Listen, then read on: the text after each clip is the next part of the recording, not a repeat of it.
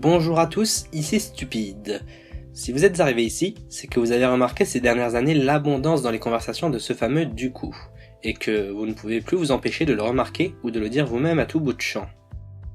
Avant de commencer, n'oubliez pas de vous abonner pour être au courant des prochaines vidéos. J'essaierai d'en sortir au moins une par semaine. Du coup par-ci, du coup par-là, et donc du coup, on sait plus où donner de la tête. Ce du coup touche tout le monde, que ce soit au café du coin lorsqu'on raconte sa semaine, à l'école dans les exposés des élèves, et même dans les débats animés par les politiques et les journalistes. Toutes les sphères de notre société sont touchées par ce tic de langage. Alors du coup, concrètement, ça veut dire quoi ? Voici une petite définition que j'ai pu trouver sur le site l'internaute.fr suite à une rapide recherche sur Google. Du coup peut signifier, de ce fait, à la suite de quoi, en conséquence de quoi, cela peut permettre de créer un lien de causalité entre deux événements.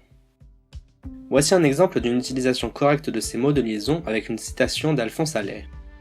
Si on se mettait à composer les journaux avec de seules véracités, ils tomberaient du coup au format de la feuille de papier à cigarette. Alors, comment arrêter de dire du coup ? À mon avis, la première étape serait de se rendre compte lorsqu'on l'utilise mal et de se corriger en utilisant un synonyme. Pour vous aider, en voici quelques-uns. De ce fait, par suite, par conséquent, en conséquence. Je vous invite également à reprendre votre famille et vos amis lorsque vous les surprenez à l'emploi intempestif de cet adage ennuyeux. Leur faire remarquer serait une bonne chose pour pouvoir redonner un intérêt à l'emploi de cette expression qui, à mon sens, perd de tout son sens à chaque fois qu'on l'emploie mal.